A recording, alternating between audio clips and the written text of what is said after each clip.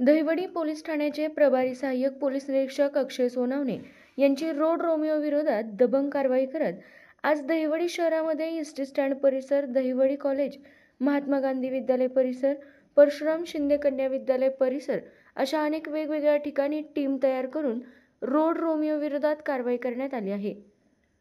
Sameer Shaikh, police अधीक्षक सातारा, अश्विनी शेडगे, उपविभागीय अधिकारी वडूज यांच्या सूचनेनुसार महिला पथदर्शी प्रकल्प अंतर्गत तसेच दहिवडी पोलीस स्टेशनच्या पोलीस दीदी व पोलीस काका या अंतर्गत आज ही कारवाई करण्यात आली आहे। जिल्हा पोलीस अधीक्षक श्री समीर शेख सर यांच्या संकल्पनेतून साकार झालेला महिला पथदर्शी प्रकल्प तसेच पोलीस स्टेशन स्तरावर आयोजित करण्यात येत असलेला पोलीस काका दीदी प्रकल्प या अनुषंगाने आज रोजी दहिवडी पोलीस स्टेशन हद्दीतील रोड रोमिओ तसेच अल्पवयीन वाहन चालक तसेच वाहतुकीच्या नियमांचे पालन न करणारे सर्व वाहन चालक यांच्यावर महाराष्ट्र पोलीस अधिनियम तसेच मोटर वाहन अधिनियम याद्वारे कारवाई करण्यात आलेली आहे।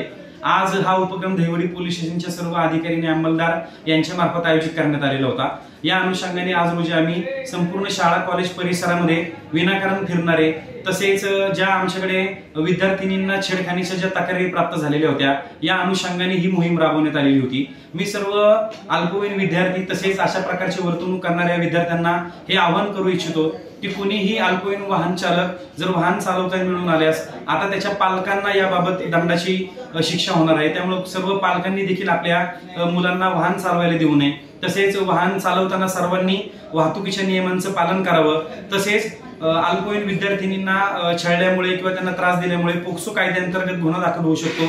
याकरता आज रोजी ही जनजागृती करण्यात आली होती। या सर्व विद्यार्थ्यांना आज रोजी दहिवडी पोलीस ठाण्यामध्ये आणून त्यांच्यावर योग्य ती कायदेशीर कारवाई करण्यात आलेली आहे। धन्यवाद। आपल्या तालुक्यातील जिल्ह्यातील बातम्या सर्वप्रथम पाहण्यासाठी आजच सातारा न्यूजला YouTube चॅनलवर सबस्क्राइब करा, लाईक करा, शेअर करा आणि बेल आयकॉन प्रेस करायला विसरू नका।